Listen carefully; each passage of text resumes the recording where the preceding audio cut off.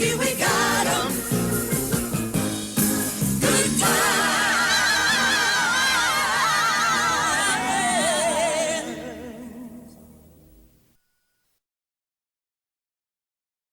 Science became religion. Knowledge, the god of this age. Man became a savior without the power to save. Aim for the skies, but to spread all your lies. Madness. Hello, friends, and welcome to another episode of Area 312 Rock and Metal Podcast. I'm one of your hosts, Kent, along with my co-host, Rex. Friends, decades ago, there was but a handful of hard rock and metal bands espousing a Christian message. And this next band, they were part of that first wave. In 1984, there was just but a handful of bands such as Saint with Warriors of the Sun, and Res Band and Daniel Band and Barnabas had a couple albums out. Messiah Prophet had Rock the Flock. But today we have Philadelphia, who in 1984 gave us this great album, Tell the Truth. We're welcoming Brian Wulfie Clark on lead vocals and bass, Phil Scholling on guitars, and Brian Martini on drums. Welcome, gentlemen. Glad to have you. It's an honor. Great to be here. Thanks for having us on. Thank you. We're going to talk about some history here, and you guys are a part of that history. If you don't mind, let's just go back to square one before you helped create all that history. And so I'd just like to ask you, and Brian Wulfie Clark, we'll start with you, and then you, Phil, and then Brian Martini. I'd like to ask, who were some of your musical influences, and what made each of you gravitate to your instrument of choice? You know, I'm a little older than these guys, you know, so I was watching the night that the Beatles played Ed Sullivan. Okay. I'm, you know, I go way back, right? So, you know, Beatles and Stones were, you know, first with me. But, you know, I quickly gravitated toward the heavier music. I just liked it. I liked Deep Purple. I liked Black Sabbath, you know, I liked Judas Priest. And as far as bass, it's a funny story. I was singing in bands before I ever played bass. I was a lead singer. And I looked around and I wanted to be more valuable in the band. And I saw that the bass player was playing one note at a time. And I said, man, that looks pretty easy. Wrong. But anyway, you know, that's kind of how that got started. So As far as me, I'm not as old as him, so I didn't catch the Beatles on Ed Sullivan's show. But my dad was a huge Beatles fan and stuff, and so certainly exposed to that music. I guess my earliest influences and people that attracted me towards playing guitar, I was a huge Jimmy Page fan, and Michael Schenker from Scorpions, and then UFO, and you know, on to Michael Schenker Group. Those two guys right there probably just, you know, were the ones that captured my imagination for guitar and the role that it had in the band and stuff. And so our early influences, and then of course, you know, sort of a renaissance, I think in the mid to late 70s, when you had, you know, Eddie Van Halen came out and shook the world upside down when it came to guitar, you know, and everything. And that just spawned a whole lot of new influences and stuff. But I've always been a big fan of music. I like the heavier stuff as well, but I love all kinds of music. I grew up in my house. My dad was a huge Dixieland jazz fan, had a real extensive collection of jazz albums from the 30s and 40s and 50s. He was also a huge blues fan. So lots of stuff from early 50s recordings and things like that. So that's what I grew up hearing, and just really fueled a love for music. And although in the context of Philadelphia, that was always on the harder edge of things, you know, to me, I always found it interesting to listen to other stuff for ideas and just see where that might take your imagination with things. So. Well, for me, I have older brothers, so I was in the background watching the Ed Sullivan show, you know, too. So I was watching Ringo play and sitting on the big riser and everything back in the day. But I'd say my influences just past those times, little not too far beyond those days of the Beatles on Ed Sullivan, John Bonham, Zeppelin. I'm a pretty big Rush fan. As a teenager, I got to see them a few times and really loved Neil Peart. He was a big influence on my life. I also love Deep Purple and Ian Pace. I've seen him recently, probably within the last 4 or 5 years here in Dallas, Fort Worth. Hard rock bands, I've always liked, like Brian Clark said, I like that sound, that feel, the energy. I love Priest as well, and Thin Lizzy. Definitely, the Michael Schenker years, UFO, and still listen to that stuff all the time. I mean, it's just really, still a great influence in my life, and I still love, listening to it. I mean, it's just timeless music, great musicianship. They do things so long ago. They were just setting the pace for up and comers like us, and so as we began to put our band, Philadelphia, together, we really weren't thinking about, hey, let's try to sound like this, or let's let those in. We didn't. I don't think we even knew what our influences really were until we really became what we were as Philadelphia. And then those people would say, that's got a Black Sabbath or a Zeppelin or a Thin Lizzy, UFO, Judas Priest sound. All those things kind of combined together, kind of made up, what we became. And we didn't even realize it kind of really until somebody pointed it out to us, So I would rather it have been that way than us trying to fashion what we're doing to become like that sound. It just, the influences just kind of seeped out of us, and became the Philadelphia, sound, so kind of cool.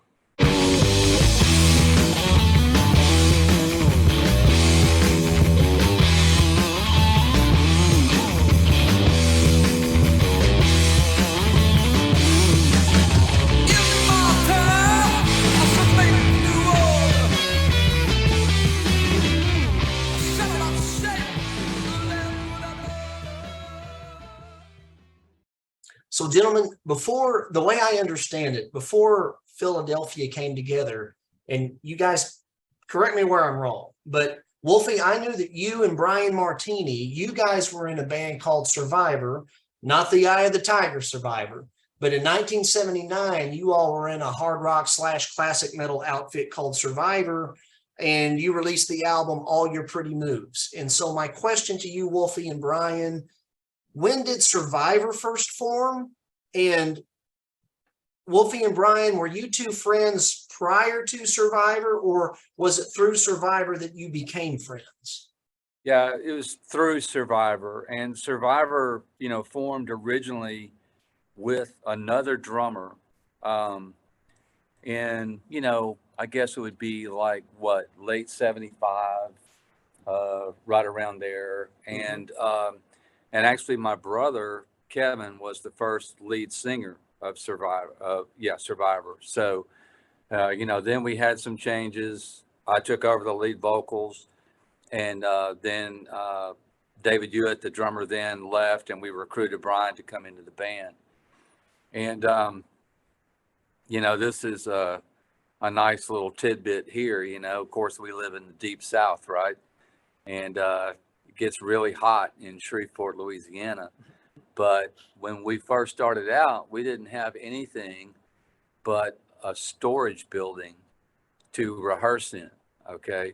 And I'm talking about a commercial storage building out by our airport, right?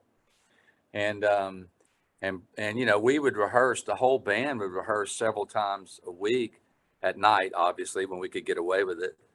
But Brian and I would go out there on the other nights by ourselves, okay? And we would work together, just the two of us, in getting things exactly how we wanted to get them between us, and getting really, really tight. And I think, that's kind of where the tightness of Survivor and then Philadelphia came from, was from Brian and I working together. I'll let Brian take it from there.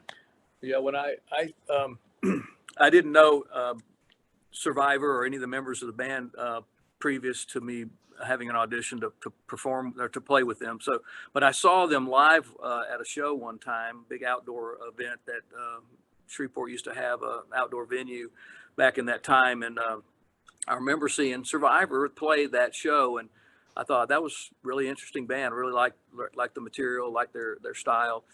And it was probably maybe a year or two later that I heard that they were recruiting a drummer, and I don't really recall how we ever got connected, but I remember meeting the two guitar players at a donut shop, on 70th Street in Shreveport, talking about, the possibilities of me coming on board, and so at that point, we all bonded together. Our first commitment to all living in one house and, sharing rent and food and a room in the house to build into a practice room, like we didn't have to go to the mini storage anymore. We had something we had every night. We would rehearse from 6. We all worked jobs. We all split everything even. We all took turns cooking and all that. And so we would 5 nights a week. We come home from work, eat dinner, clean up, and 6:30 we were in the room that we would work out in until 10 o'clock. 3.5 hours every night, and then Sunday afternoon for the entire time this band was together. If we weren't playing a show, we were in that room writing material, learning songs. We did covers and wrote the Survivor album at that time. So we were very very tight band. I mean, all of us were very meticulous and hardworking, and we just we wouldn't let anything come short of what we wanted it to be. So just that's where I learned to be as disciplined. And in my life, I'm very not disciplined pretty much. I mean, I'm pretty freelance on some of that stuff, but music is just like chop.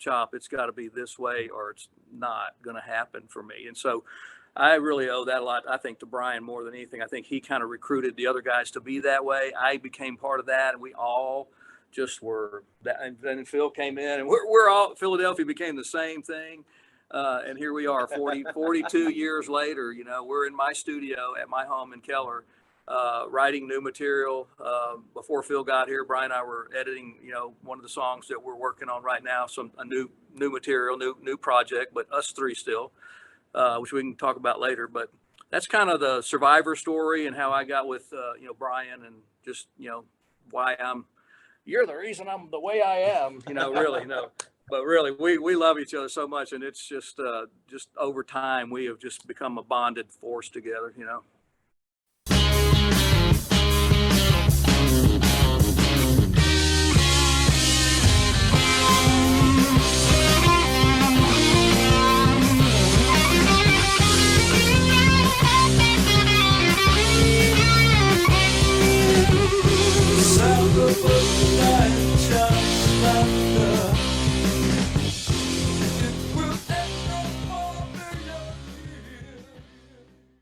So guys, in doing some of my research, as the story goes, and Phil, I'll get to you in a second, buddy. I've got some questions to ask you, but as the story goes, Wulfie, you at one juncture, I don't know if it was during Survivor or, well, at one juncture, you became a Christ follower.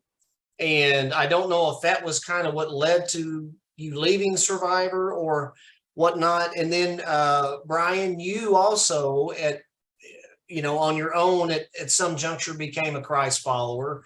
So my question is, what exactly happened there that you guys began your journey with Christ and Survivor was dismantled, and then you guys looked at forming a band espousing a Christian message, which would become Philadelphia?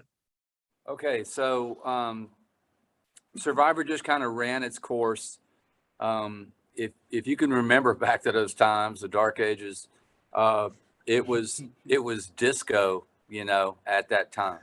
We're talking about 78, and so gigs were hard to come by. Live gigs were hard to come by, and so something had to happen with Survivor, and we just broke it up.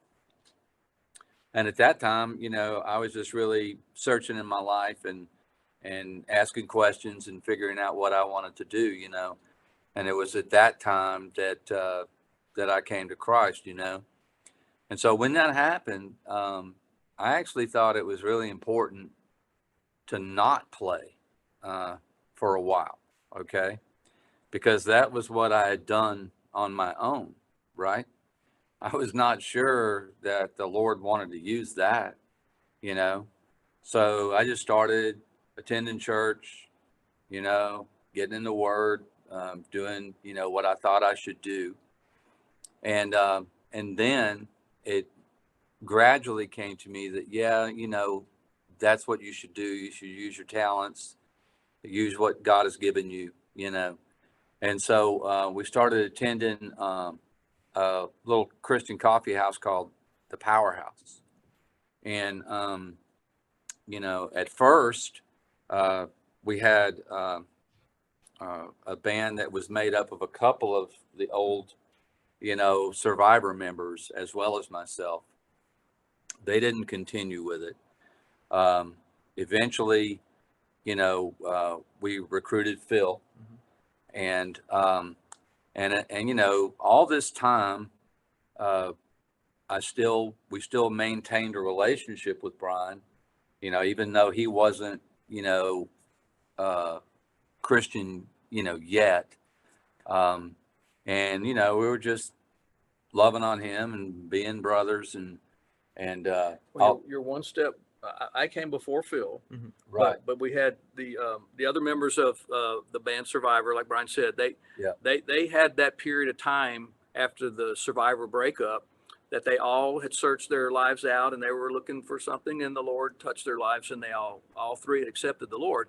And so I was living way outside of that boundary. I was not looking for that. And I was in another band. I was moving on with some other people. And I remember those three guys coming to my house after they became believers and just loving on me and telling me that they loved me and they were praying for me. And, you know, and when they would leave, the Lord just touched my heart so convictingly that, wow, those guys never told you that before, but the love that I've given them, they're giving to you, and they're loving you through me. And there was just an incredible power of them just saying those few words to me that over about a 6-month period, I just couldn't resist that God was calling my life, you know, and I gave in. I said, Lord, okay, my life was just fizzling out. I mean, it was just unraveling anyway. So the Lord just took my life and put us together.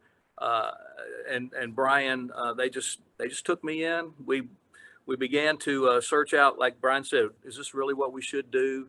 And then the other two guys just decided that was not something they felt they needed to be doing right then. So at that time, Brian and I just said, well, maybe we're misreading things. You know, maybe let's just pray and see what see if God sends somebody to us. And so that's when we met Phil. And that's kind of how this three got together, was just through prayer and asking. We'd really given up we didn't play. Brian and I didn't play for a few months. We were just, Lord, what do you want us to do? Is this your will? Send us somebody. And Phil is who he sent. And here we are, you know, same thing, 40 plus years later. And we've never had a drag out, knock down where we ever parted ways or mad at each other on a long, you know, we disappoint each other, but never anything that was long term. You know, we love each other. We're so glad to keep working together and be brothers and friends still all these years later. So.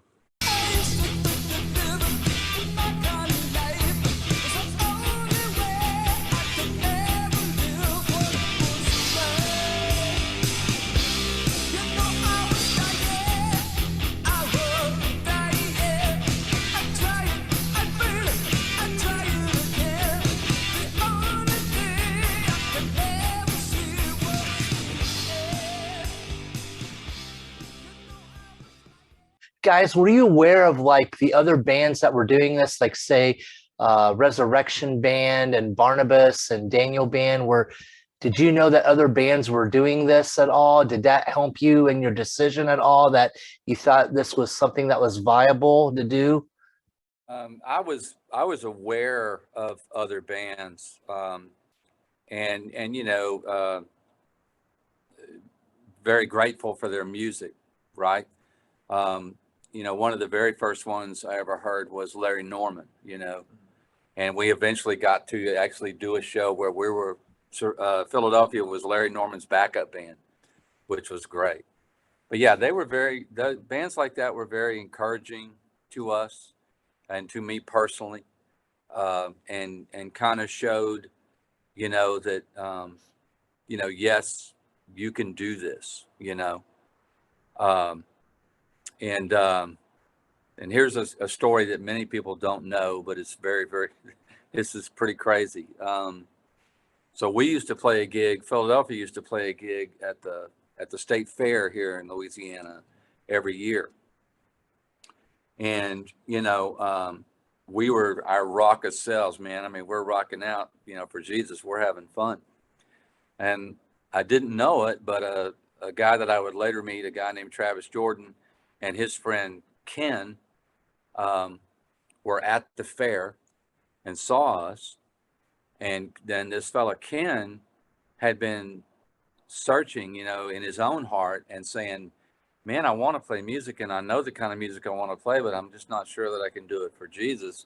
Well, he saw us and he was like, man, I can do this. I can really do this. Well, that was the guy that started Skillet. Yeah. So, it just shows I was so blown away. it shows you the Lord does indeed work in mysterious ways, So Phil, I'd like to ask you, regarding whenever you came into the fold, I guess it was right before Philadelphia was officially established. So Phil, I was wondering, because it was you and also Ron Flowers. So Phil, if you wouldn't mind, letting the fans know, letting us know how you came into the fold, according to your journey, and also maybe touch on Ron coming into the band for the first two albums. Like, was there an ad for a metal guitarist who was a Christian, or how did that transpire? So, how did I come into the fold? That's interesting. So I had just turned 16 at the time, and had been playing for 2 or 3 years. And I had a friend of mine who's another guitar player, and good guy and everything. And he called me up one day and he said, hey, listen, there's this band in town, Christian rock band, and they're looking for guitar players. And, I'm going to go over an audition for him and stuff. And he goes, you might want to try that too. He goes, because I think they might be looking for like 2 guitar players and stuff. It's like, oh, okay, cool. It's like, again, I'd been playing for about 3 or 4 years at the time. And, done a couple of little garage band things in the neighborhood where I'm not even sure when we get together if we were even playing the same song together at the same time, and just making a lot of noise and having the neighbors call the cops sort of band. So yeah, sure, that'd be really cool to go check that out. So we went over, and that's where I met these guys, and of course, these were the experienced rock guys, and I'm a 16-year-old punk kid. And so I'm just kind of like taking it all in and have zero expectation, because I've just never been in that environment. And so, we kind of, my buddy set up his gear and I set up mine. And, I don't even remember what we played. I don't know if we just jammed on stuff, or I have no recollection of what transpired, but we were over there for a little while and stuff, and exchanged contact information, and I headed on my merry way. And I'm, in my mind, I'm thinking, it's like, well, that was a great experience. That's wow, that's what it's like, auditioning for a band and stuff. And by then I was definitely fully committed into playing guitar, loved playing the instrument, and was finally starting to make some progress on it to learn how to do stuff. And so I knew it was something that I wanted to pursue. Bands were definitely going to be in my future on some level and stuff. And so, so that was great. That was a pretty good learning experience. So like the next time I get in that situation, I can probably handle this better, or be, more prepared, that kind of stuff. And so, really didn't expect to hear anything more out of it. I probably walked away from the impression thinking they were gonna, well, wow, that was great. Who brought the little kid over? And so I was actually really surprised when I got a call from Brian, later on, and he was like going, well, hey, yeah, so would you be interested in doing something? And I'm like thinking, oh man, he must have like got us mixed up. He was calling my buddy or something like that. And I'm like going, oh yeah, me and him. And said, well, just you. And it's like, really? Because didn't think I'd really done anything and stuff. But of course, looking back at it, as Brian alluded to, 42 years now, looking back at it, one of those things that was supposed to be, where God brings things together, and and put stuff together. So that was how I came into it, and it was humorous because these guys they're in their lives, they're going about and doing stuff, and I'm, oh God, I got homework, I got to write a paper for homework tomorrow, get up and go to school and everything. So that was pretty funny. But yeah, so we just got together, we started playing and learning songs and started learning what they had and going from there. Interesting to note, I'm going to tag on a little bit to what Brian Martini was talking about earlier when he was talking about post-survivor introduction into Philadelphia.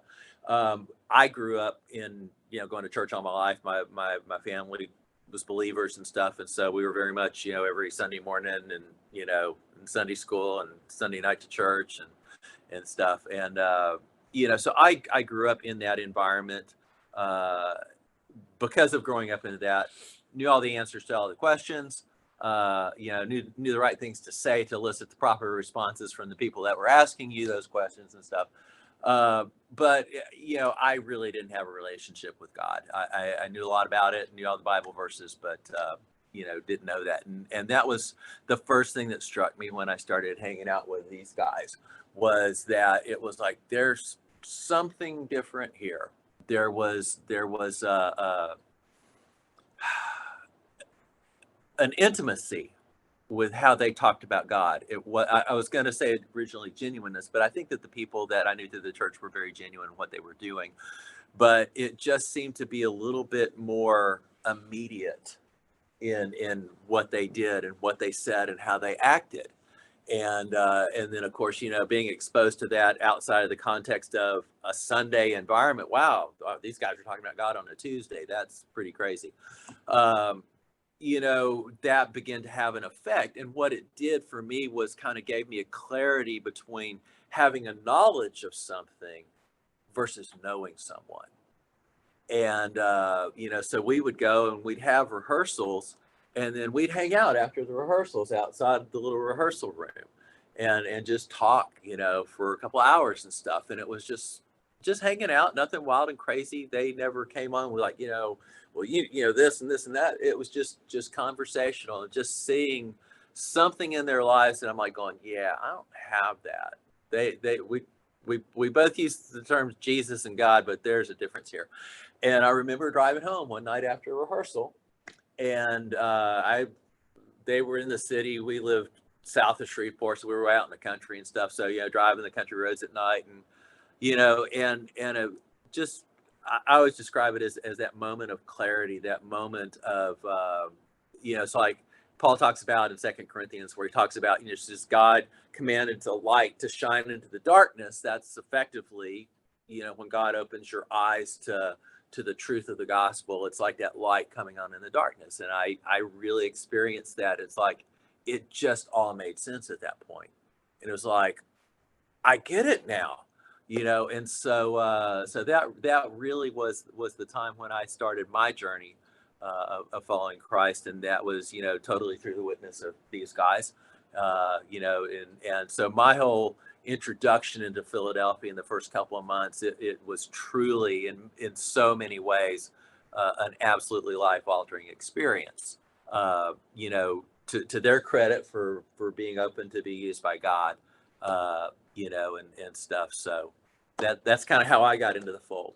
I think the other question that you'd asked was about Ron Flowers. So yeah, so when I came in, it was just the three of us, and was that way for a while.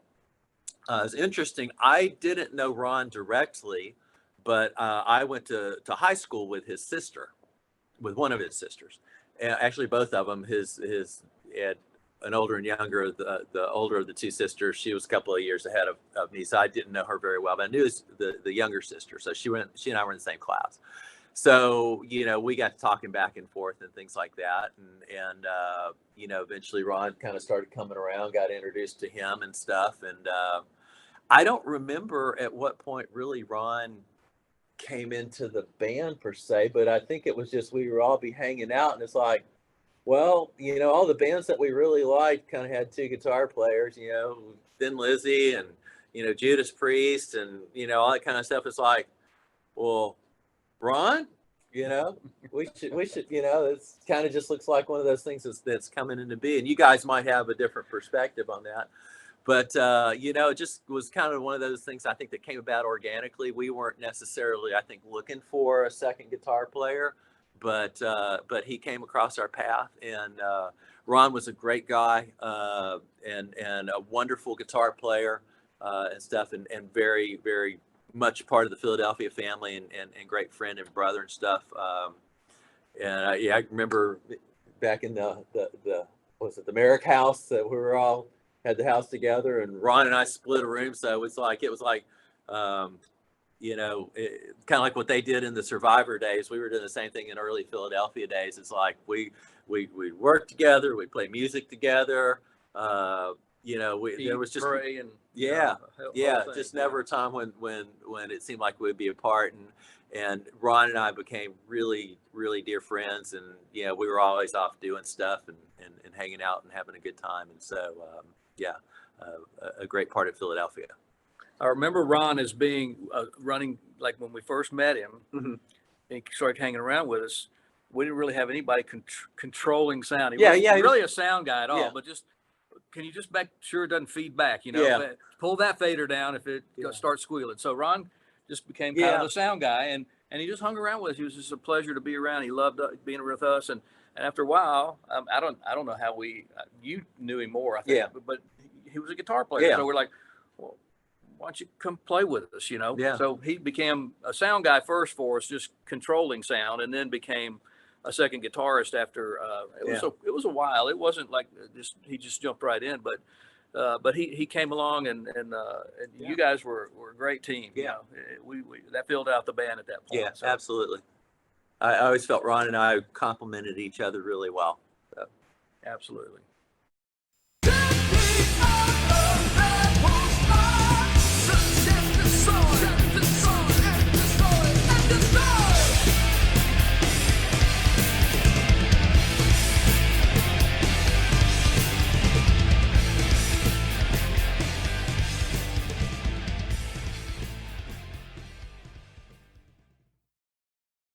So, gentlemen, you know, Phil, you were talking about that light experience and everything, and kind of being ministered to from the band, and you know, that's kind of the same perspective. I became born again, and I received Christ, you know, and in the early '80s, circa 80, 81, and you know, I grew up. Kiss was my band, Kiss and only Kiss. All the 8-track tapes I owned, you know, and then I first heard Petra after I received Christ. And I'm like, the point is that Petra was speaking my language.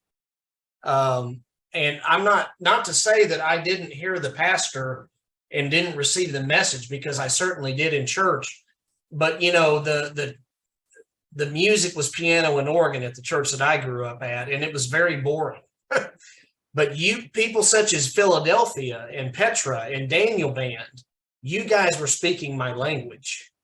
And the point there is, and I give all glory to the Lord, as does Rex, but we've had many talks about this, but see, you guys were like our youth ministers when we were growing up. I listened to every word that bands such as Philadelphia and you guys said.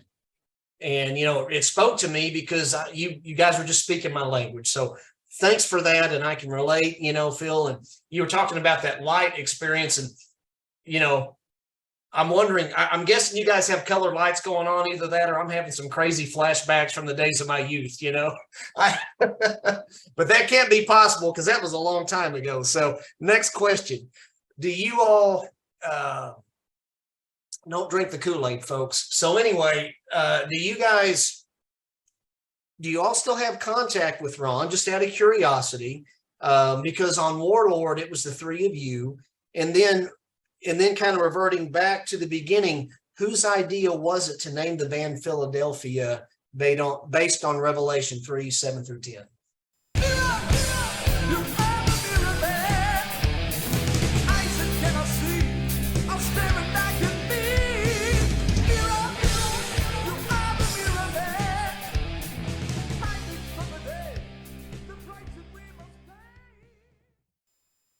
Yeah, we still have contact with Ron. He lives in Shreveport, and he plays in cover bands like most of us do. And he's still just the same great guy, awesome guy. The Philadelphia, really, honestly, I'm trying to think exactly back. Okay, so this would have been neither one of you guys. Predated us. Yeah. Actually, the guy who was the minister at the Powerhouse Coffee House, which is where we originally started playing, he had an idea for us to be called something else, and myself at the time, and Jill, who was the drummer at the time, and then Paul, who was the guitar player at the time, all felt Philadelphia at the same time. And what attracted us to that, or what we felt like we should be called that, because that was the faithful church, right, in Revelations. And that's what we wanted to be, we wanted to be, that where the seed fell and we heeded the message, So yeah. So that's where that came from. And I'm going to jump back here real quick. You're not stroking out, nor your viewers. He really does have lights that are on in the studio. Yeah, my studio, it's got lights flashing. Yeah. Your past is solidly behind you, so you're good. Drink the Kool-Aid. It's okay. No. Further thing on Ron, actually, when we first started working on what was going to be the songs that ended up in Warlord, Ron was involved with that at the time. Was in the early rehearsals and some of the writing sessions for that. It was not a good season in life for him, just from some personal things that were going on, for him to be involved with it. And we tried to come up with ways to make that where it could happen. It just didn't work out, but we felt the need that we needed to push forward and get that work done. It was time to do it. And so unfortunately it just didn't line up for him to be further involved with it. But yeah, Ron is very much in our hearts and part of the Philadelphia family. So and there's also, to us, there was a certain symmetry in that, because we were trio, the three of us, for the first couple of years of Philadelphia. And so for us, Warlord was like a coda. Okay. Warlord was planned, way back when, and problems with the label that we were with at the time did not allow it to go forward. Okay. And so for us, Warlord was like putting a finishing stamp. It was like the third act that we'd never gotten to do. And here it was. And so it was to the beginning. Exactly. Back to the beginning. And so to us also, there was a certain grace and there was a certain poetry. And if it had to be the three of us, well, there was symmetry in that. So guys, let me jump ahead then on that note, Wulfie. The way I understand it, I'm gonna skip these two great albums here. We got to talk about Tell the Truth and Search and Destroy, and but now we're going to talk about Warlord for just a minute. So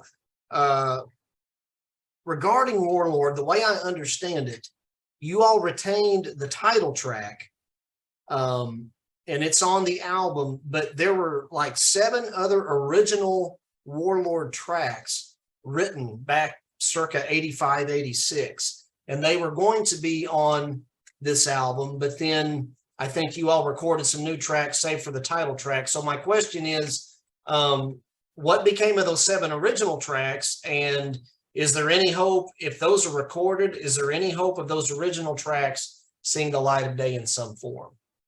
All my tomorrows are yesterdays, and I've got no hope left. I've done what I can. When you see me, you've seen a ghost man. I'm such a Yeah, as far as seeing the light of day, no.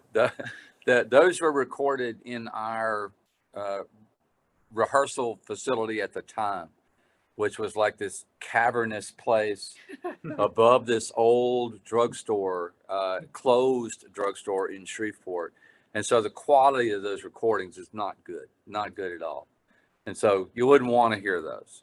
Now, as far as the material itself, you know, yeah, our original idea was to go back and to cull the best of that material and bring it forward, you know. And when we really did that, what we really saw was that Warlord was by far and away the strength of that material.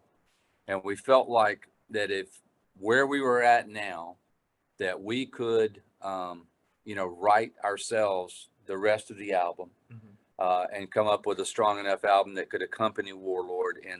And, you know, I think we accomplished that. And, so, you know, all good there. Yeah. And that, just tagging onto that a little bit, that was also a little bit of a challenge because, you know, the original set of songs were written back in 1985, you know, first part of 86. Well, you know, fast forward to 2015, which was when we really started working on it. That's 30 years of things that have changed musically and influences that have changed and tastes that have changed and all that. So we kind of struggled with what do we write for? Do we write songs along the lines of what somebody would have expected to hear from a third Philadelphia album back in the 80s of where that natural progression was going to go? Or do you write stuff that is maybe more current in line with influences that we have now, the way that tastes have changed, styles have changed, and things like that? And so we kind of landed somewhere in the middle, I think. We wanted to be true. So if somebody had, you know, Tell the Truth and Search and Destroy, and they put on Warlord, it wouldn't sound wildly out of context. You know, Brian wasn't going to be doing, you know, Five Finger Death Punch vocals or, you know, that type of stuff. You know, things like that. We were not automatically going to be going, oh, we're in double drop G now, and we're, you know, that kind of stuff. Because that would have never been Philadelphia, and if we would have come out with things like that, people would have kind of gone, wait, who is this again? So, you know, we kind of tried to balance that out and go something that would have enough familiarity that it would seem like it would be in context, but also might have a few things that were a little bit fresh here and there, or a little bit different, you know, just in areas of the ways that we had grown over the years and stuff. And, you know, I'm sure some of the songs we succeeded in that. On some of the songs, you know, that's always up to everybody's individual taste and stuff. But that was kind of the thought process as well as we were working on this stuff was, you know, how do you balance a 30-year gap and what do you make it sound like? So, which is a little bit trickier than it sounds like it might be. So guys, then staying on the track with Warlord here, I just want to say I applaud this album because it sounds like to me, as a fan and a listener, to me it's classic Philadelphia doing what you guys do best, Phil and Wulfie and Brian. That classic metal sound with modern production. And one of my all-time favorite tracks, like a great sense of melody and Phil, a compliment to all you guys, but Phil, there's so many great guitar licks in here. But I wrote down about 4 songs that especially resounded with me. But Brian, Wulfie, I love your delivery in Wasteland. Just the melody and it's a melancholy song, but it's just real, and I love it. Wasteland's probably it just really resonates with me. Phil, your guitar licks, such as in Defender, And then we have Way of the Skull, and we have Sane Asylum. Just some great, great material. So I applaud this album. I would like to ask guys, why the 30+ year wait for this release? What was the catalyst for releasing Warlord after all those years? We nominated Brian to answer this one. Yeah, I was going to go to the restroom, but no. You know, what happened back in the day with the record company? It really kind of hurt our soul. You know, it had become it had a money factor in that, and not from us, because we never made any money doing Philadelphia. I mean, just we've made zero. We still make zero, even on Warlord and everything else. We don't make any money. We didn't do it for money. We didn't want to do it for money. It would have been nice if we could have had money, but we didn't. It was just not something that we were. It just didn't enter into what we were, why we were doing what we were doing. So, so it never was a factor, money, until it was, because it was not from us. It was from the label. And so when we, when that struck us so blindsidedly somewhat, it split the band up, and it didn't split us up. It split us from that whole industry. And so we just felt like, you know, we stayed great friends. We've never separated our friendship or brotherhood or whatever, but we just didn't feel like Philadelphia was something to pursue. And there were times, okay, over the years that I asked if we would be interested in maybe doing something together as Philadelphia again. And it was always not a like, no way, there's no way. You know, it was never like just a resistant total thing, but we just felt like that wasn't what we needed to do together. And I guess in 2013, when I bought the house I'm in now and have this great studio that I built, and I had the guys come over, I said, hey, just bring your guitars. It's a surprise. Just come over. We're going to just play around, just jam a little bit. I got this cool room. And so when they got here, we just had the best time. Everybody was here. Ron, we all had family here. It was just like a reunion. It was just fabulous. And so we played old Philadelphia songs. We jammed around on covers. We just had a great time. And at the end of, and we never been like, each one of us, and maybe at one time, except for, I don't know, maybe it was mostly me that was always trying to, hey, let's try to maybe think about doing something with the Philadelphia project. So anyway, nobody talked about that for a decade or more, probably at that point. So when everybody was leaving my house that weekend, when it was over, everybody was just, we were ecstatic. We just had the best time together, which I think was the catalyst of us wanting to just be together again, no matter what we did. But Brian Clark is walking down the stairs, grabbing his things and getting ready to load his car and get back on the road to go back to Shreveport. And I meet him. I'm trying to help him get his things. And he stops me on the stairs. And he goes, hey, what do you think about finishing the last chapter of Philadelphia? My jaw almost dropped to the ground, man. I mean, I almost fell off the stairs. And so I look at him like deer in headlights. I'm like, what? He goes, man, I think maybe we just should finish the final chapter and finish Warlord. And I just was astounded. So we all, over time, we talked about that. And so I guess later that year, we got in 2013, we got together for the first time, me, Ron, Phil, and Brian, in my jam room. In my studio, it was a jam room really then, it's a studio now, but we just got in like a plus, a cross figure, and we just were looking at each other, and we wrote, I mean, we haven't been together in 30 years, okay? I mean, doing music together for Philadelphia, trying to write together. We wrote like seven ideas in 18 hours. We literally almost didn't come out of this room. I mean, we stopped to eat and use the bathroom, and that was it, 18 hours. And we wrote seven strong ideas, and then about, I don't know, 6 or 8 months later, got together again and did another 5 songs. So we had 12 new songs and Warlord, 13 to choose from, and we, eventually culled it down to just Warlord and 9 other songs. But as we wrote, and then Ron had, he left, and it was just us three, and it was a struggle at first to get. I was learning production and engineering, so I was very new at it, but it was great. We could demo, so we were demoing ideas, and it was just great to get in here. We were writing strong material. Brian would come in and do vocals for the demos, and I was just like blown away at the content, the material. It's like, man, where do you come up with that stuff? It's so good. I was very blown away, and so the ideas were just kept getting stronger and stronger. The material kept getting stronger and stronger. The edits were, I was learning more, and then, when we did Philadelphia, I co-produced, but we had another, engineer come in and do the.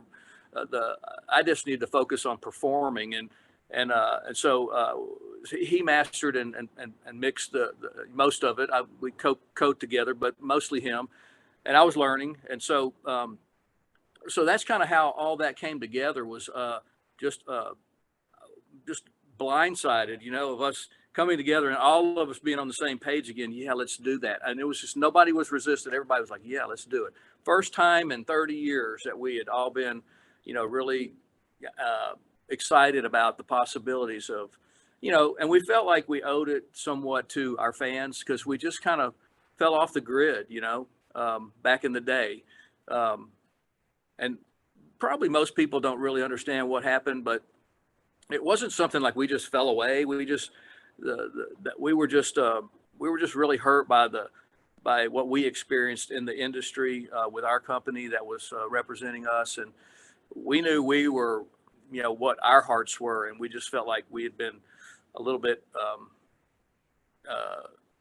just not, I don't know, deceived's not really the word, just misguided maybe, so to speak, so we just had to get away from that. And so we did, we just kept playing music, and we all did different things musically. And then we came back to, it was just timing was everything. So, we got back together in 2013 to start putting the Warlord album together. And we just, like you said, I had all those songs from the old demos from the original cuts for, they were just totally demos. They were just raw, but good ideas. But what we came up with, I'm glad we just decided, hey, let's see what we can do now, because we haven't written together in a long time, but let's see what we got. It just clicked. It was like we didn't miss 30 years at all. We were just like, we got in here and it worked. Everybody had the contribution just all together, just really came together. And we were all excited that what we were coming up with after all this time of not of writing material together. It was fabulous. So really, really cool experience. I want to add on a little bit to that. Now, I'm going to go back to where I think that I don't think we could have made the Warlord album back in '86 because of the direction that we were already kind of going in. And this is, back then, especially in Search and Destroy, and more so in Warlord, Brian and I collaborated very heavily on music and ideas for songs. And you kind of see this in Search and Destroy. It starts to get away. If you look at the history, the lyrics in songs, in Philadelphia songs, Tell the Truth is very upfront, very in your face, with this message and this message. And Search and Destroy became a story about a person. And there was a story throughout the whole album that was, presentation of the gospel. But you can take individual songs off of Search and Destroy, and you're like going, well, that's not a Christian song. Well, what is a Christian song?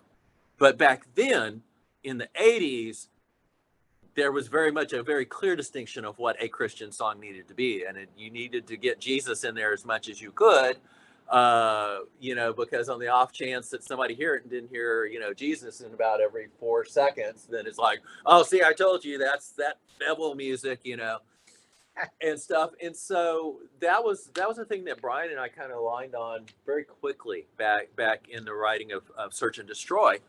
And we kind of realized that where we were coming from was, we don't have those common stories, but we have the same story that we share with everybody else that walks on this earth. Is we have there's darkness, and there's pain, and there's challenge, and there's massive screw ups where you have just blown golden opportunities, and all these things in life that cost, you know, that makes us such the candidate for the need for God's grace and mercy.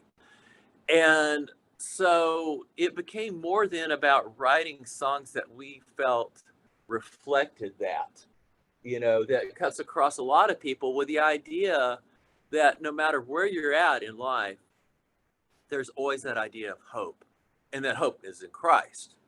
But, you know, this song, you might not be feeling it. And it might be a song like Wasteland. And it's funny that you called that song out. That's my favorite song on Warlord. That's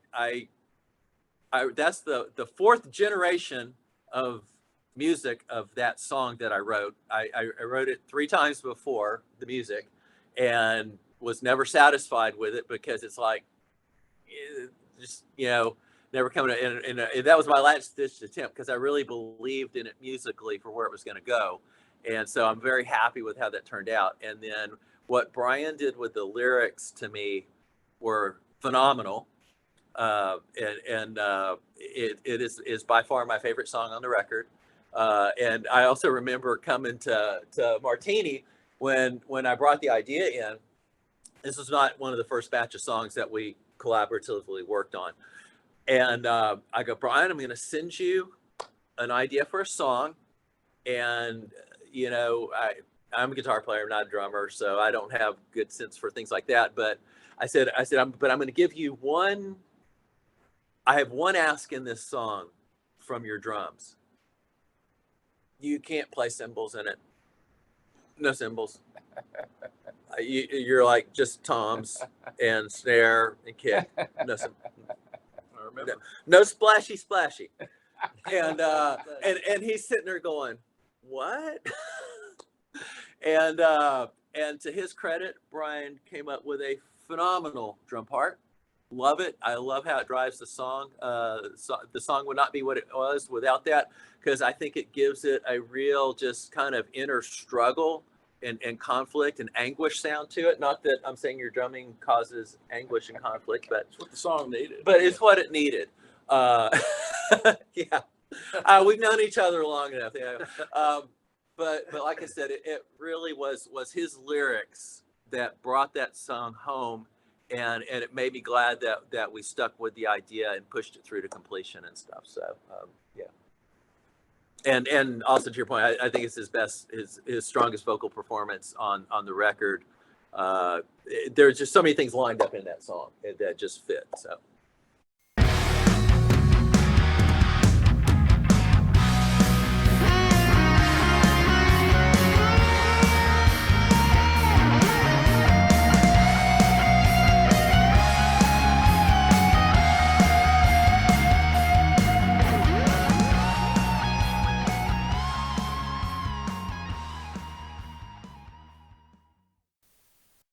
So guys, I'm sorry to hear about your industry woes, and you know, I know that kind of happens, unfortunately, especially in the industry involving Christian music. Well, there's, you know what I mean. I get it. You know, guys, you could have always become televangelists, right, and rob people, but I know that's not your style, because, you know, something that y'all were talking about, and I'm not listening. Here's me. Here's some lyrics, if I may recite them. What would Jesus do etched upon your wrist? You don't lend a hand, you just shake your fist. Money changer in the temple, you better move fast. Judging by the last time, he's going to kick your ass. Nobody's listening. And so, guys, you know, that makes my ears perk up. And what I mean by that is, yes, it gets your attention, but I know exactly what you're talking about, and it's biblical.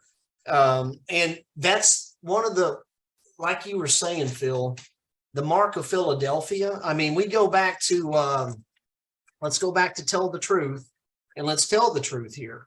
You know, you had No Time for Honey, and that's about a harlot who's right next door to a church, and the club church is giving each other high fives. Well, here's a lady with a need, she's all used up, as the song says, and she needs a true man who's going to love her genuinely. And of course, you all point to Christ with that. We also, The Life Inside, which was an early song about, abortion and considering, adoption or life as an option instead of abortion. And so you guys had a street sense, and that's what I always loved about you guys, and in bands such as Res Band. Search and Destroy, and you hit the nail on the head, Phil. Of course you're the guitarist for Philadelphia, but I dare I say that this is the very first, for lack of a better term, Christian metal concept album. I can't think of another album prior to this one that would be considered a concept album. The Encyclopedia of Contemporary Christian Music states that Philadelphia had been unjustly condemned by the slings and arrows of fundamentalist bigotry for your musical style and lyrics. And, guys, my question here was, have you ever felt browbeaten? And I can only surmise that you have. And as the story goes, probably so. Let me ask you guys, I've never been privileged to be at Cornerstone, but you guys played, if I'm not mistaken, at Cornerstone 85. Was that the only time you guys played at Cornerstone? I can imagine you were wonderfully received. And do you have any memories from your Cornerstone performances? Help me, I'm falling away.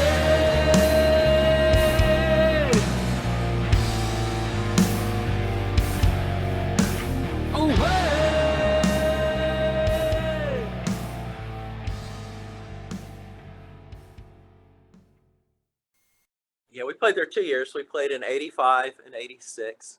The Glenn Kaiser and the guys in Res Band and the Jesus People USA community as a whole, they were, when we met them initially, that was such a breath of fresh air, because I think that was the first folks that we had really run into that it's like, oh, we can so relate. And, of course, they had so many more miles and experience under their belt than we did. And they literally sent down Henry Wong and another James, guy from their fellowship to talk to us. Yeah. Just to visit. And they were so cool. Yeah. And we looked at those people and we said, man, these are people that are walking the walk. Yeah. And so we developed a friendship with Glenn, and just the most wonderful people, just awesome people. And just going back really, really quickly, were we browbeaten? Oh, buddy, we were browbeaten by the best. Okay. I mean, we're talking Jimmy Swaggart condemning us on his TV show, quoting my lyrics. It doesn't look like Brian's lyrics on that screen. Yeah. We better turn the volume up on that. And others that I won't mention, other big time Christian luminaries that just got in my face and told me how wrong I was. And you really just can't understand what it was like to live in the deep South in the 80s. Yeah. Yes. Right? Yeah. Well, and to be in a Christian metal band, okay, those two things were just, and it's like you said, we were trying to speak the language to the people that we loved, right? We used to play at a secular club in Shreveport called Circle in the Square. And I mean, dude, it was Lillian Axe and us, Pantera and us. And man, I'm telling you, we held our own because we were the real deal, but like Phil said, we quickly realized we can't be hammering people over the head, with a heavy-handed lyrical message. We got to make you think, right? And then talk to you on the break. Yeah. Okay. So we knew that if Philadelphia had gone forward, you know, we thought that the most wonderful thing that anybody could say eventually about us, because we were even thinking about kind of going to Philly Mhm. as opposed to Philadelphia. And maybe one day somebody would go, you know, I heard they're a Christian band, and somebody else would say, nah, man, they're not a Christian band. And that would be great. Okay, because that would mean that we were actually where we were Broke out of supposed the- to be. yeah. We were Out actually, of the mold. Yeah. we grew to where we were supposed to be, you know? So.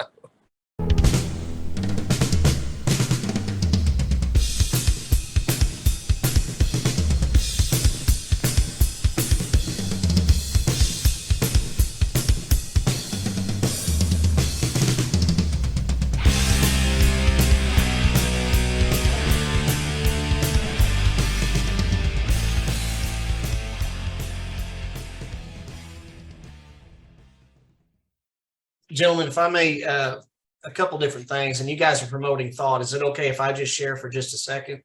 I do live in the South. I'm from Arkansas, and as one, I don't espouse any denomination. I'm just a Christ follower, but I grew up Baptist, and I'm not against Baptist, but piano and organ, it just wasn't my language, But so I can't tell you how many times people came to me when they saw all my posters of the Christian rock and metal bands on my walls and got into discussions with me. And, if I couldn't convince them about the music, they'd say, well, yeah, but everybody looks like the world. And I got to thinking one day, and I'm like, okay, let's line up a politician, let's line up a lawyer, and let's line up a televangelist preacher in their three-piece suits and ties. Who looks like the world? What does the world look like? Does Satan not masquerade as an angel of light? Is he not a beautiful creature? If we saw him for what he really was, we wouldn't want any. But case in point two. So, gentlemen, it took me until the early 80s to get this album. And the reason why is because I went to my Christian bookstore, because I first heard Philadelphia on this 1987's Righteous Metal compilation. And I got to tell you guys, Search and Destroy is a monster title track. And it was like Motorhead coming at me with a steamroller. I mean, literally, I thought it was Motorhead just about. And I loved every second of it. And I got to tell you, I got a confession. Brian Martini, I am a master air drummer because of you, because I played the introduction to Search and Destroy with gusto and passion for the longest time. But I also got to confess too, then when it came time for Search and Destroy to take off with that guitar that sounded like that locomotive taking off, Brian, I ditched you and I went to Phil's side. Okay. And then I'm a master air guitarist. So, and I sang with gusto with your lyrics, Wulfie. So, but I went to go order this album. Once I heard it off the title track off of this, I went to my Christian bookstore, and back then they had those big catalogs. And so I went to order it, and I did, and months went by, and finally I went back in like 2 months later, and I said, has my tape come in yet? And so she had to look it back up, and you could literally see her eyes as big as saucers when she saw the cover for that again, and she looked at me and she said, oh, we can't get that in. I knew what she meant, right? We're not going to order that for you because we're protecting the youth, our Christian youth, It took me until it was the early 2000s before I actually had this album and Tell the Truth, which were released on M8 Records back then. So, I'm scarred for life. I've been deprived, but thankfully I have the whole Philadelphia collection. That said, gentlemen, I got to ask, the way it sounds, is there going to be another Philadelphia album? Yes or no? And if there is, can you reveal anything, like maybe a working title, the number of songs, or any song titles?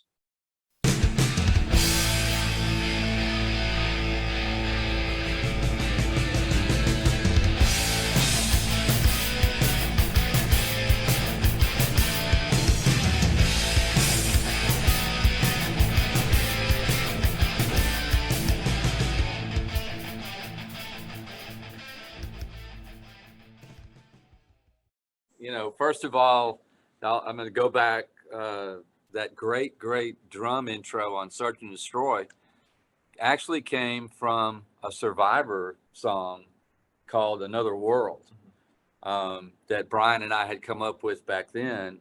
And we changed it a little bit, but that idea is actually from a Survivor song. So, and like Brian was wanting to say, Phil's lead in Search and Destroy to us is like, it's one of the all-time leads. You know, any rock and roll, Should be in the top 100. Anybody guitars way into the early top 100s, man. I mean, it's a fabulous. And we have another new one right now that's going to be in that same top 100, because what we're finishing up right now is another great lead. Oh my goodness. Okay, so as far as Philadelphia, I probably telegraphed this earlier, but when I said coda, Philadelphia is for the most part to us done. Okay, now having said that, okay, it's kind of like the next step in what we were talking about, okay? Because now we have a band together. It's called Resistor, okay? And so Resistor, we don't have a label. We don't have a label in the sense of a record label, but we also don't have a label in the sense that we're not a Christian band. We're just a band, And so we're free to write whatever we want to write. The lyrics that we want to, wherever we want to go with them, right? But Philadelphia, Warlord put the stamp on that, and so we go on from there, Yeah.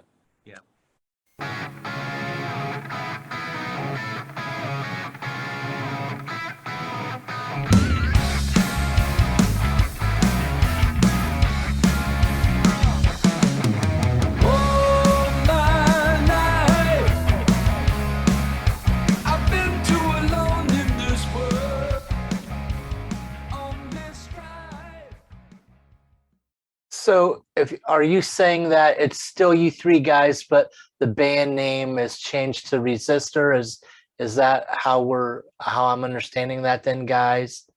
So yeah, yes and no. It is the three of us at this point in time.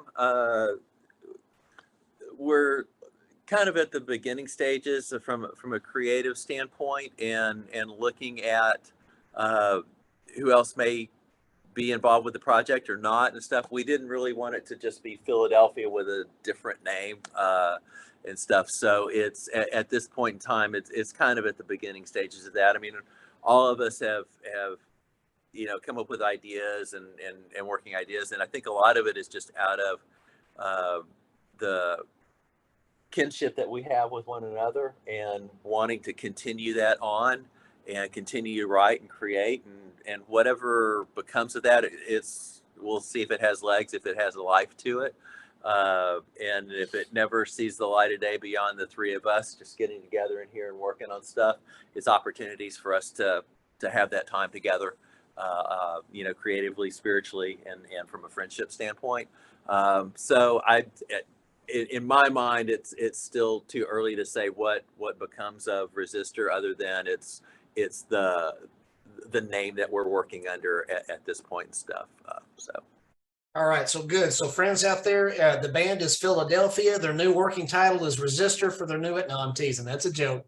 That Wulfie's looking at me like I'm about to kill you. No, I'm teasing. I wish you guys all the best, with Resistor, and I'm hoping you guys. I mean, got to go where you're led, but I love your classic metal sound. Love the modern production. Warlord, I thought, was a blessing, and so I look forward to Resistor, and maybe No Life Till Metal was a label that would Scott Waters and that group. So guys, I know that kind of looking at winding it down a little bit here, but so let's talk really quick then regarding some of the other projects you've been involved with throughout the years. Brian and Phil, I know you guys have been doing Winter's Night, the Trans-Siberian Orchestra tribute, And it looks like, and that's the coolest name ever, Trio Grand, a tribute to ZZ Top. So, and then Wulfie, I know that you've been playing bass in Identity Crisis. So guys, just fill us in on post Philadelphia and the bands and things you're currently active with. And we also look forward to Resistor.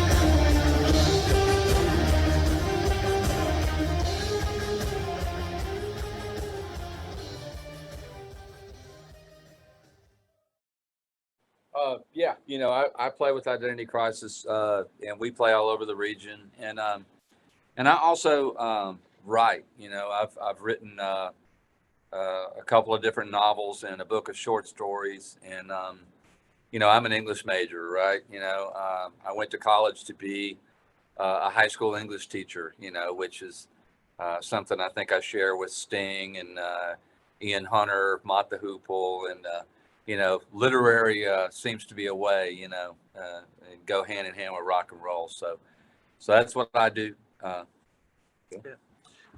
So going back to the 80s, after Philadelphia went its way, I ended up moving out to Los Angeles and did music out in LA for about 10 years, various bands, session work and things like that. And, you know, went down that venture for a while, ultimately ended up moving back down to the South and ended up in Texas, down in Austin, Texas in 97. And was down there for 20 years before moving up to the Dallas area. For a long period of time after we moved back to Texas, my wife and I, some circumstances in life happened, and I really didn't play guitar for about 12 years.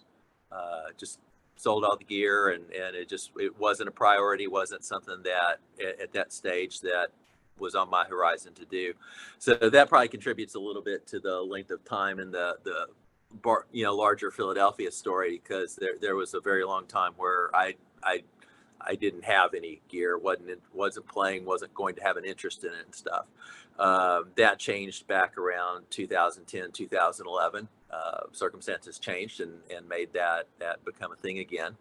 And so, of course, by that point, you're a whole lot older than you were when you're back in your early 20s and stuff, and you're not looking to get the band back together and go out on the road and, be a rock star kind of thing. So that kind of got me into more of the cover world and stuff, because that was an easy, weekend gig, and you're back home, with the family and stuff. In the mid 2010s, kind of got involved in the tribute band scene. Dallas is one of the meccas for that scene and stuff. And back in, I guess it was probably 2016,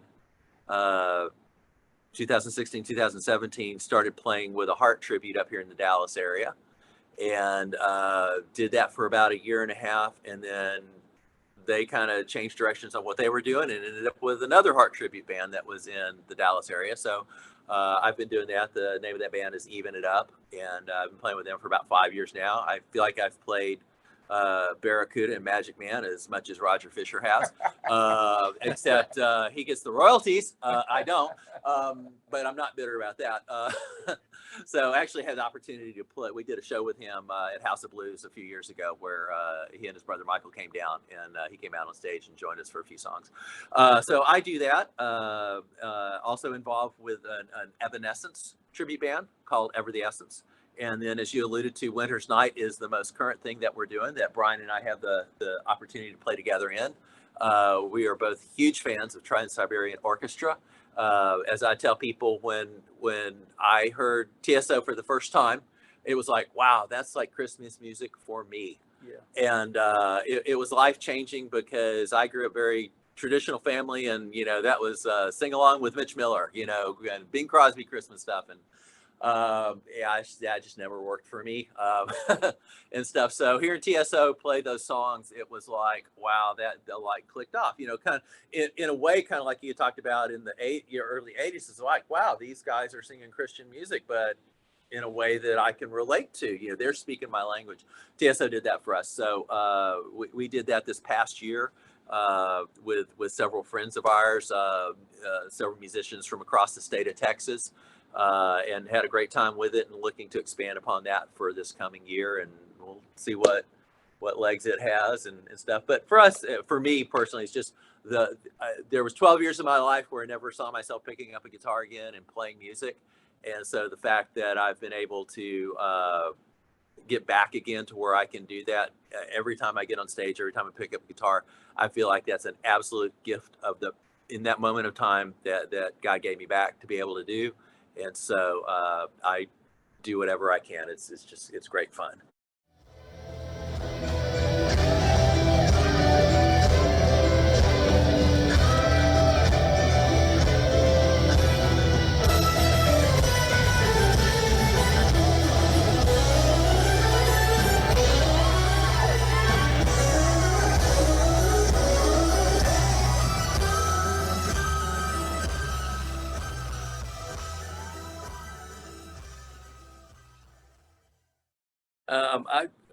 I guess right after the Philadelphia days, Brian had gone into the cover band scene for a while, and I joined him with one band for several years, doing a band called My Generation, which was just a cool cover, 3-piece band, really fun, just playing in the region and locally. And so it kept me interested in playing drums and playing music.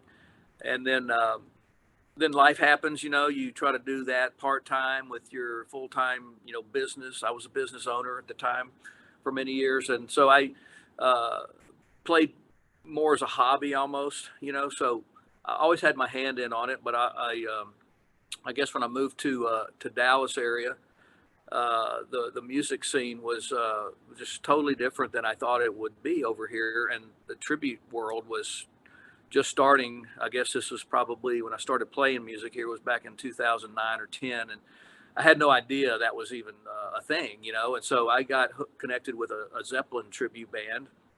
So I've done Zeppelin, I've done Dio, I've done a little bit of Priest, but mostly in the last, I guess, 4 or 5 years, I've been playing with a world-renowned Elvis tribute artist named Craig Parker. I'm part of the Royal Tribute Band, and he's toured all over the world. We've done some shows this year in South Carolina and in Virginia, and it's a pretty extensive, set of shows we play. And then I also am in a ZZ Top tribute band called ZZ Tex, which used to be Trio Grande. And when I joined the band, they just decided we were going to change the name. And we actually toured in Finland back in 2019 doing ZZ Top tribute. It's just unbelievable that even around the world, I mean, some of the tribute band stuff is starting to really interest people that can't get, ZZ Top over there. So we did that. It was a lot of fun. My first experience to travel outside the U.S. and perform, and it was just a super cool experience. But back down to reality, we play all over the country. We mostly regionally, but we do get some out of town, out of state shows.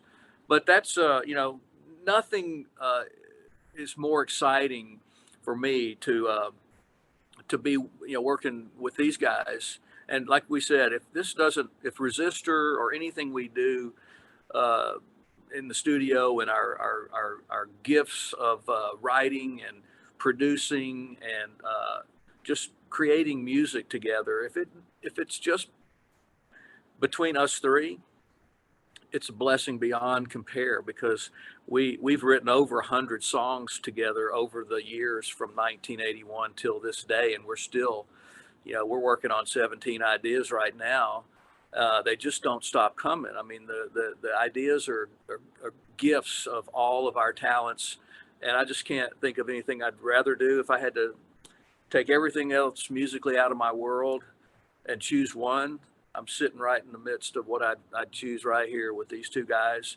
The history, what we've done in the past, all the good, the bad, and the ugly, and the things that we write songs about, our experiences, and how just life is sometimes how it works. Some people don't understand what we are, who we are, what we do, and I don't feel we have to really explain all that to people. Jesus didn't explain his situation either. He just did what he did and came to do what he did and finished the work. And so I don't compare anything of what we're doing musically to Jesus, but I just say we've got a gift and we love working together and doing that. So if I chose anything out of my whole music world, it would be nothing even closely compares to writing and creating together with these guys. And so excited about where the Resistor thing might go, but we're totally content if it just doesn't leave this room and we share it personally with maybe you and some friends and whoever wants to hear it. Hey, we're past the big pie in the sky, gonna make it big one day. There's not enough time in our lives to make it big. We're already doing what we love to do. And so thankful to be able to have that, absolutely.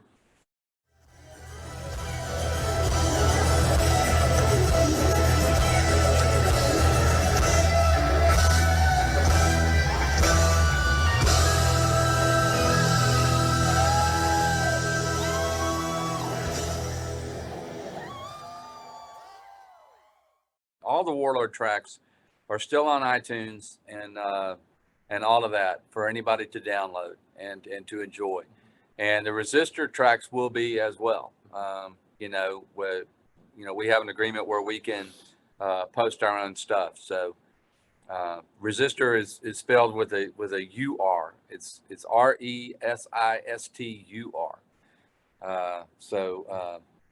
And the U has an umlaut over it, Because you always wanted to have. I always wanted to be in a band with an umlaut in the name.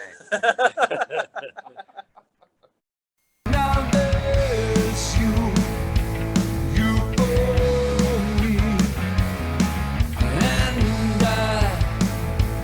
I can see my defender, always right by my side.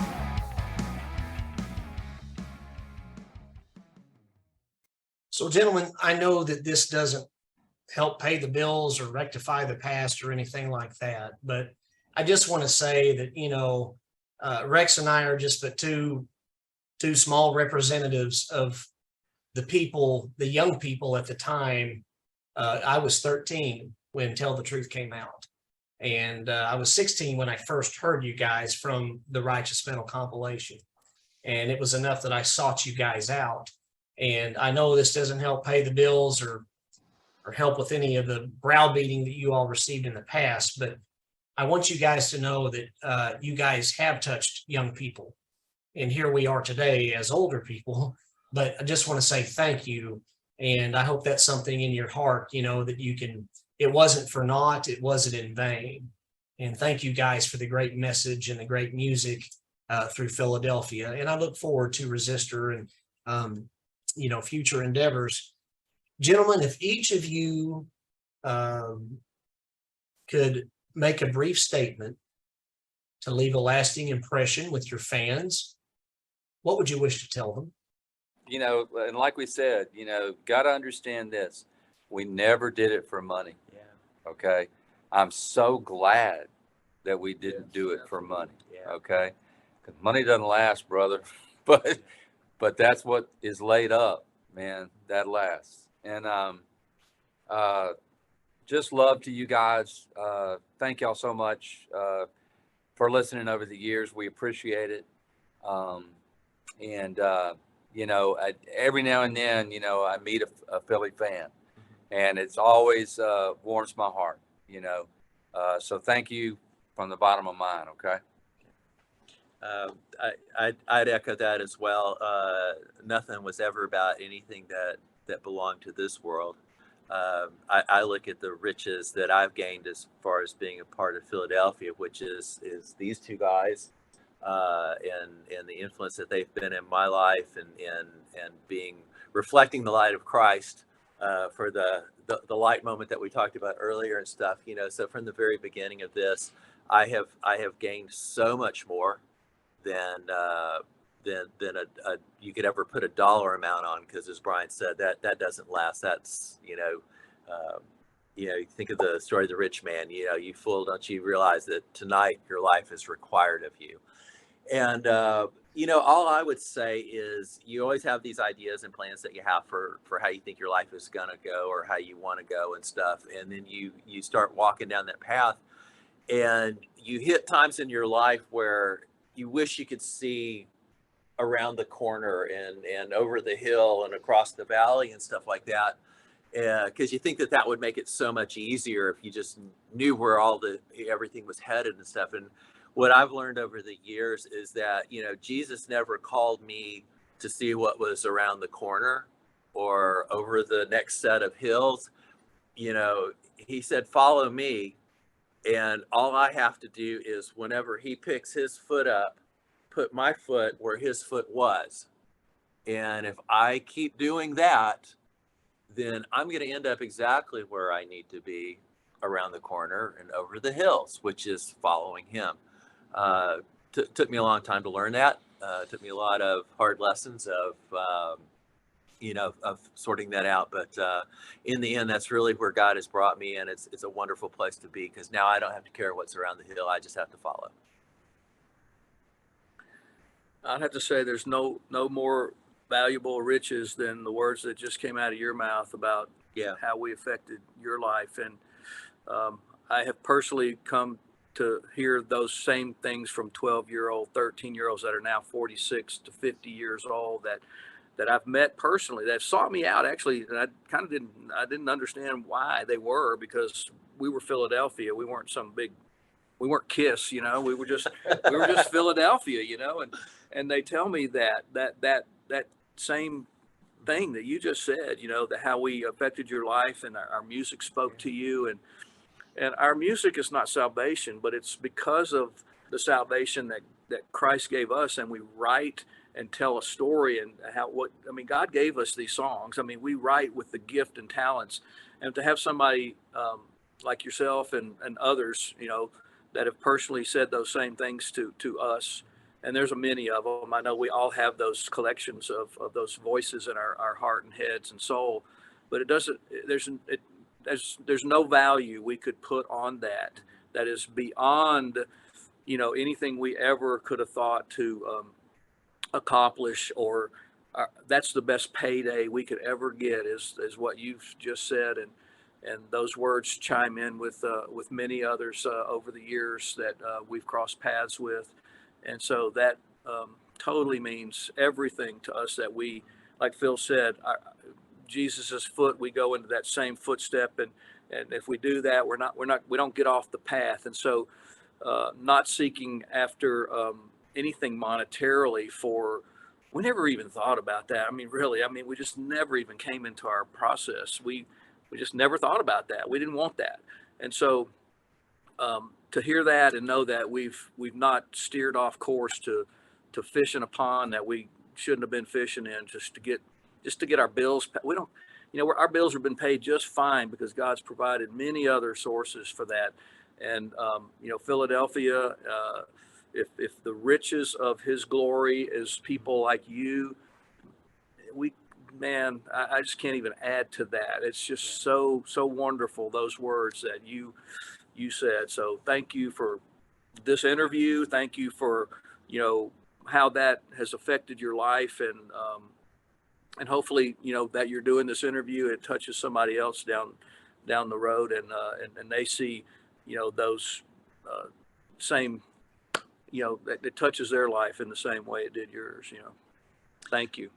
Gentlemen, I just want to thank you guys. And, I don't remember who said it, but if I ever made a collection, of the greatest metal songs under Christendom's umbrella, to me, the title track "Search and Destroy," it has to go in there. It's one of the all-time greats, like Master of the Metal by Messiah Prophet, or To Hell with the Devil by Stryper. But I just want to give a quick shout out to our friend Dale Erickson, because Brian Martini, I don't know how you guys know Dale, but Dale's a friend of ours, and Brian, he he gave me the connection to talk to you. And I know this interview's been a long time coming, and just so grateful we could make this happen. Want to say thank you, Dale.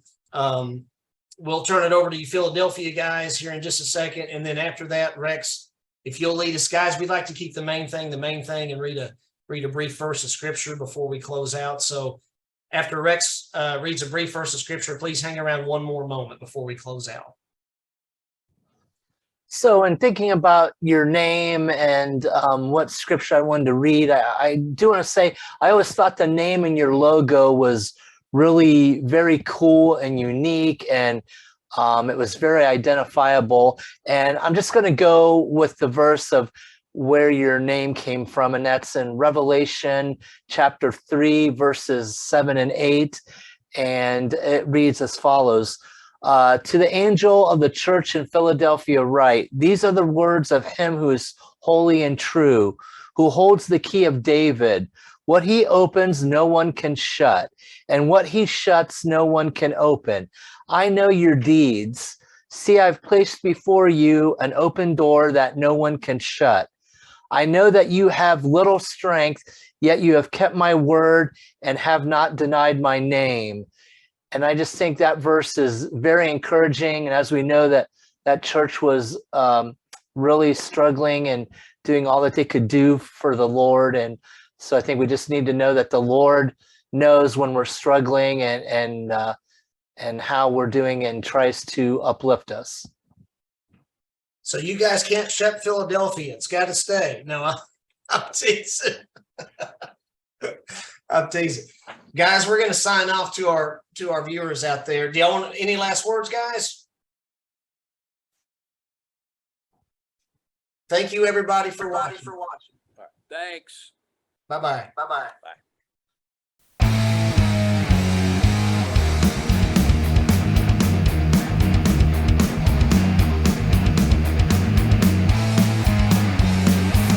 This world we live in is a crazy place. So tired of running in the human race. Bad things come to good people, good things come to bad. Search all day for happiness, all you'll find is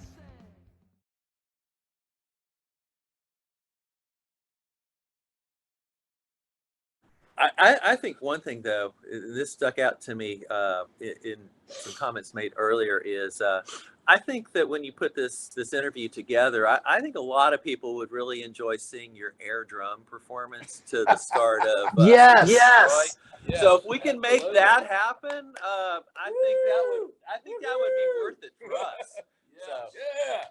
Yeah. Rock and roll. Yep.